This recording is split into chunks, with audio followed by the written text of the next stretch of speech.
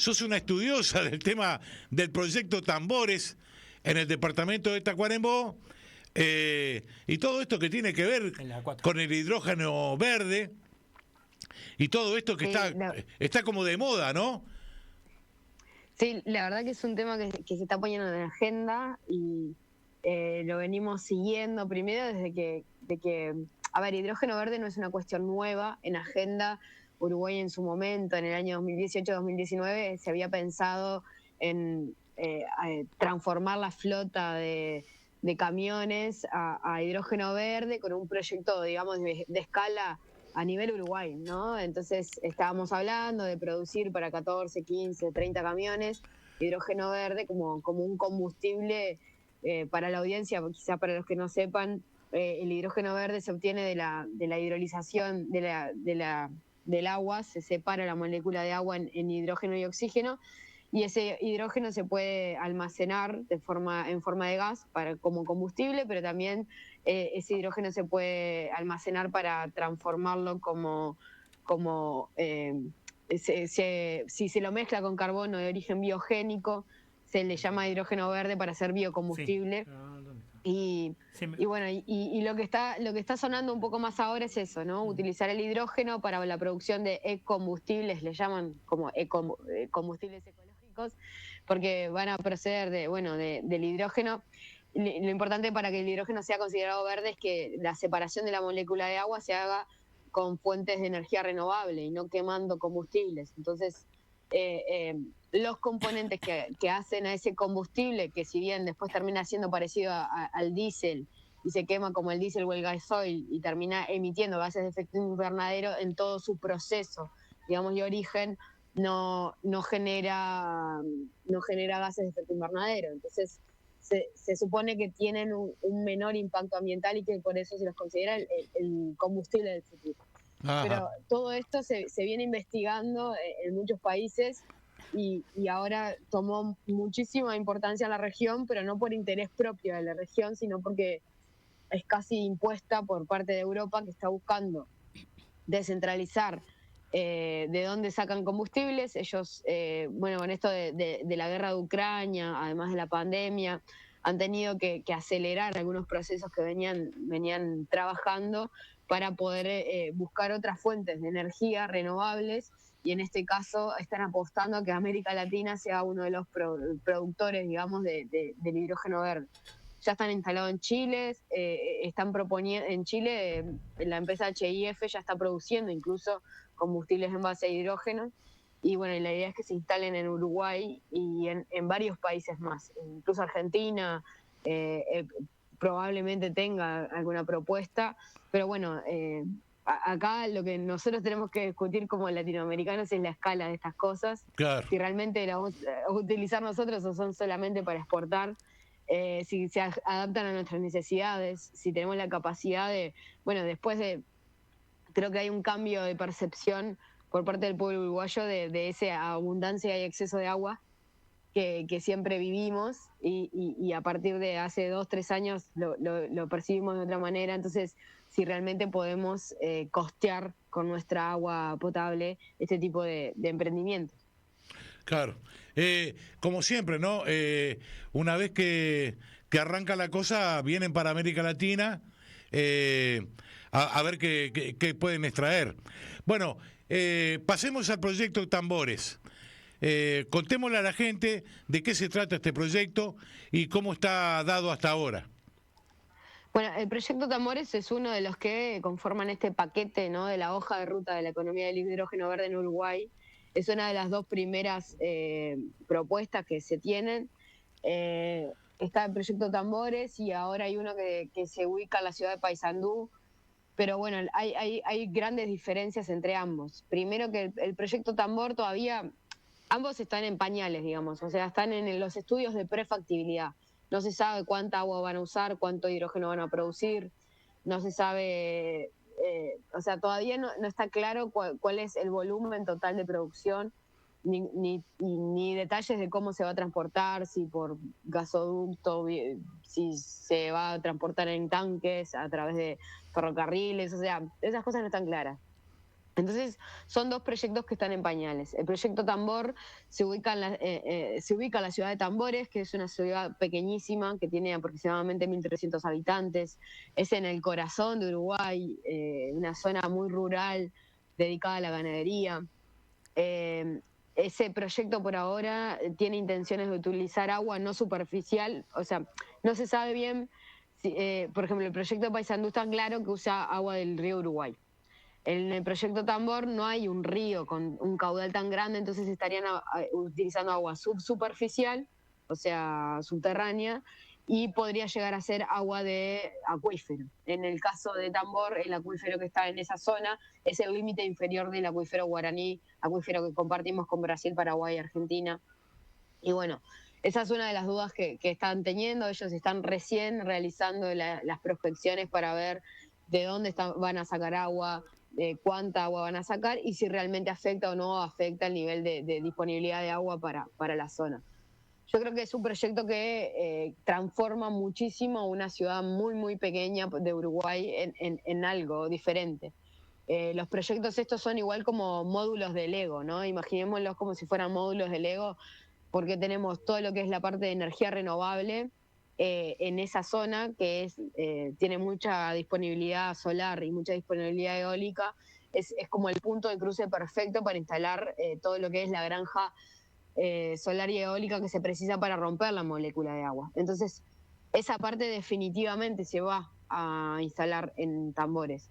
Ahora lo que nos queda la duda es si la parte de electrolizador, o sea, la parte de la toma de agua se va a instalar o no allí, porque es real que, bueno, si va a estar perjudicando el acuífero guaraní o perjudicando los cursos de agua subsuperficial de Tambores, puede llegar a haber preocupaciones por parte del pueblo.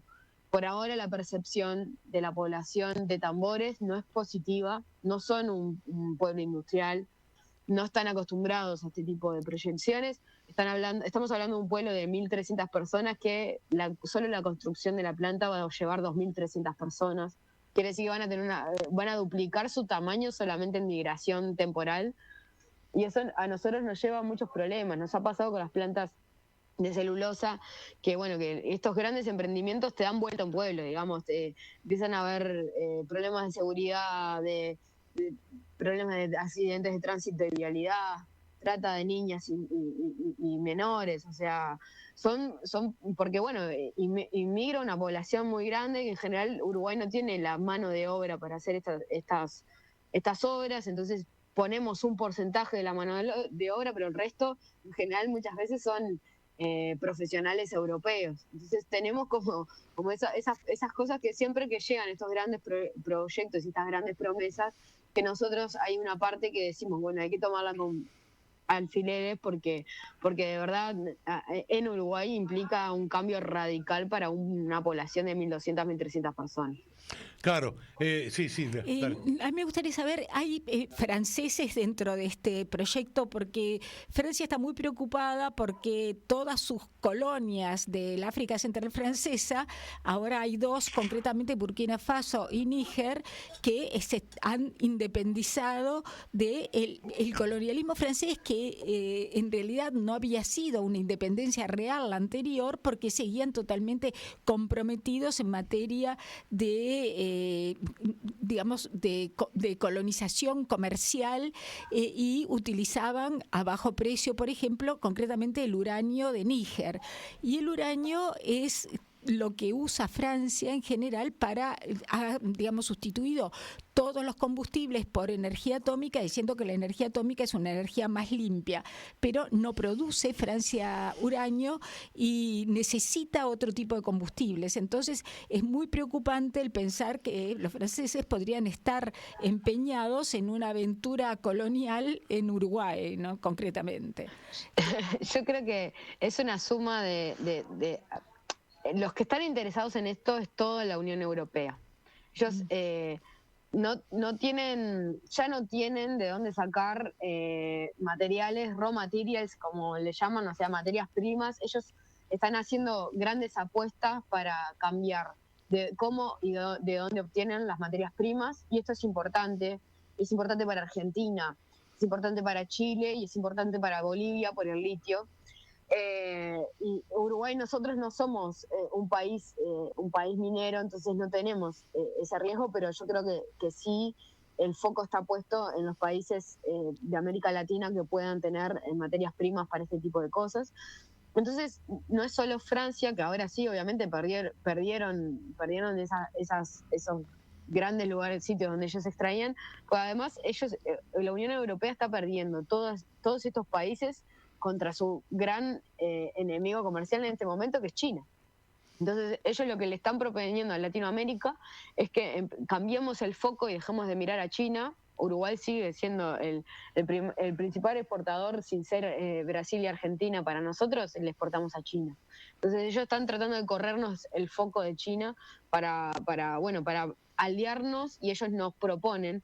Hace poco tuvimos la suerte de ir con algunos diputados de toda Latinoamérica a Europa a hablar con la Comisión de Energía de la Unión Europea sobre estos temas, y con la Comisión de Materias Primas, donde ellos lo que le están proponiendo a toda Latinoamérica y a través del Mercosur principalmente, y también se la jugaban mucho en la CELAC, que fue hace poco, de plantearnos eso como un pacto más allá de comercial, un pacto comercial y cultural. ¿Por qué? Porque ellos realmente están perdiendo, no solo culturalmente, sino comercialmente, de dónde sacar su energía, su gas, y además tienen un plan ellos le llaman de-risking, que es quitarle el riesgo a las inversiones que hacen en el mundo. Entonces ven en América Latina, ven países muy, muy estables democráticamente, de justicia, sistema financiero, como para poder empezar a invertir en nuestros países para las necesidades de ellos, porque ya en África no tienen la estabilidad, o sea, ya no tienen el poder, por tanto no tienen la estabilidad para poder seguir desarrollando lo que venían desarrollando.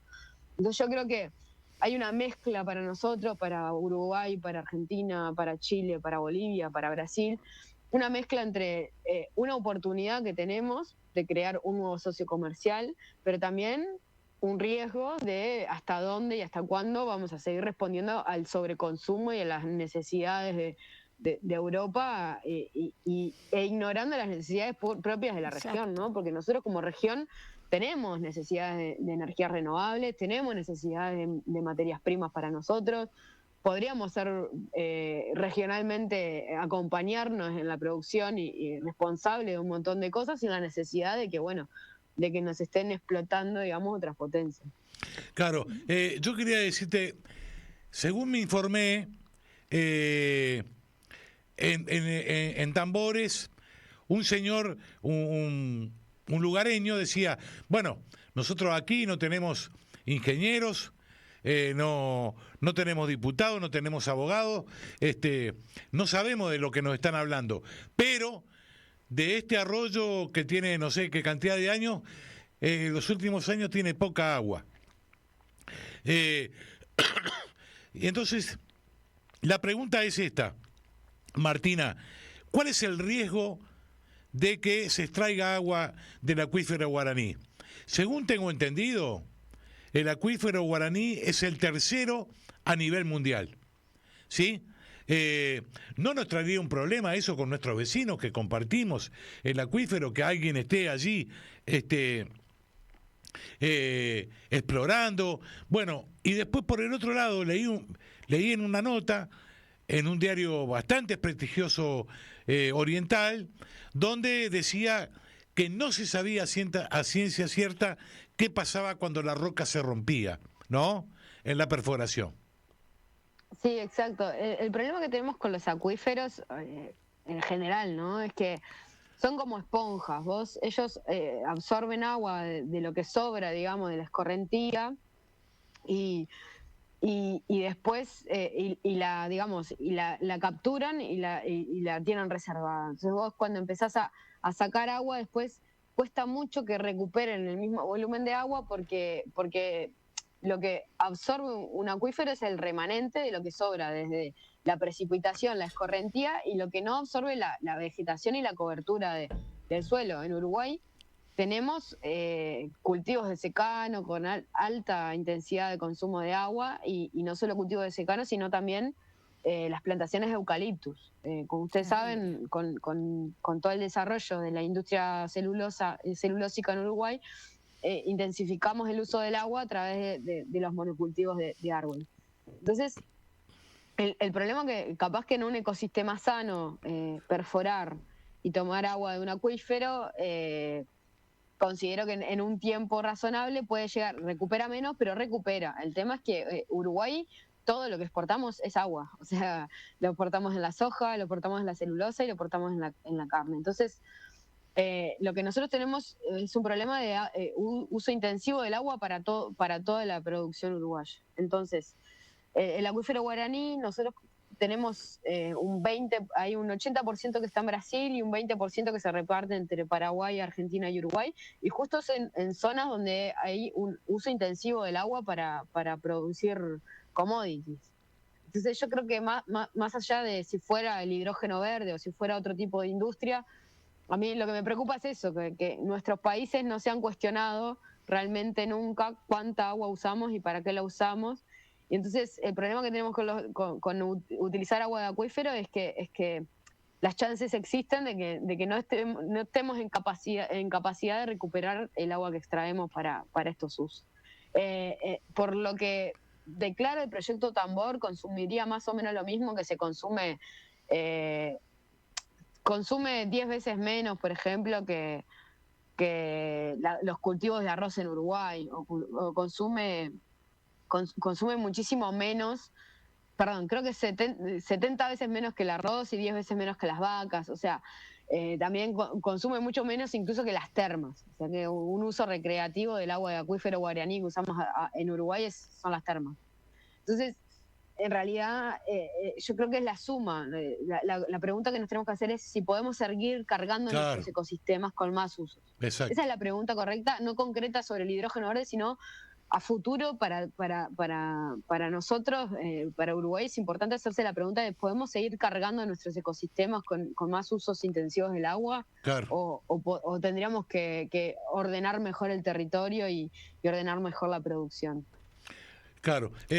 Mira, haciendo abuso de tu tiempo, para cerrar la nota, te quería preguntar, y bueno, ¿cómo ves el tema del agua potable en Montevideo y alrededores, ¿no? Esta problemática impensada hace algunos años para todo el mundo, ¿no? Impensada para todo el mundo. Sí, la verdad que perdimos. Hay una cosa acá que Uruguay tiene en su constitución que el agua potable es prioritaria para consumo humano y nosotros tenemos a donde quiera que vayamos, decimos, ay, yo en Uruguay, en Montevideo, abro la canilla y tengo agua potable. Sí, Nunca pensamos que con las pocas cosas que nos podíamos agrandar como uruguayos que las perdiéramos, ¿no? Pero la verdad que estamos recuperando los valores nosotros decretamos la emergencia hídrica para el agua potable se decretó hace muy poco, o sea, respecto a lo que ya se venía sufriendo. El agua había dejado de ser potable hace, no sé, más o menos 90 días, calculo yo ahora, y poner que hace... Y bueno, y ahora estamos recuperando los niveles de calidad de agua de ese momento. O sea, el agua sigue estando por fuera de los parámetros históricos. Eso porque seguimos teniendo, o sea, el río de la Plata sigue se introduce todavía en el río Santa Lucía, el agua sigue un poco salina, seguimos mezclando agua para poder abastecer a toda la población. Nunca dejamos de tener agua corriente, eso es importante, pero sí dejamos de tener agua potable por 70 días corridos. Entonces eso para mí es fundamental. Yo creo que no estamos a salvo para nada, o sea, ahora sí arranca un periodo del Niño, se esperan mayores lluvias y precipitaciones en el área, pero bueno, como veníamos hablando, a ver, los ecosistemas de Uruguay, las cuencas de las que nos abastecemos de agua potable, no están en las mejores condiciones, vienen de 3 años de sequía, o sea que cualquier evento un poco extremo nos puede quitar el agua potable y eso... La verdad que no tuvimos la mejor respuesta a esta crisis.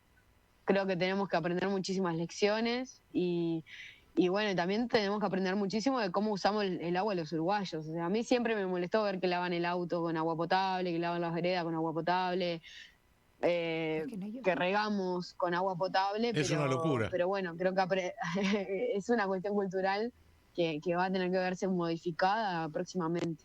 seguramente. Sí, No hay ningún sistema además en Uruguay instalado para usar aguas servidas, digamos, pero más purificadas. No existe, o sea, hay que usar agua potable porque no hay ningún sistema paralelo de un agua menos, digamos,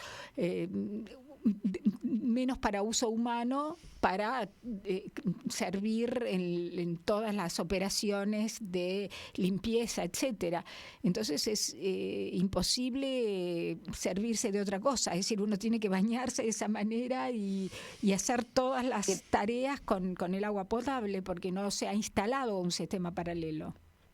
Exacto, o sea, nosotros tiramos la cisterna, esto para mí es brutal, pero cada descarga de agua en Uruguay es agua potable. O sea, totalmente, cada cisterna que tirás es una 20 locura, litros. es impensable en el mundo, es impensable, es costosísimo potabilizar agua y además que utiliza productos químicos, o sea, entonces la verdad que tenemos que hacer un cambio, reestructurarnos culturalmente.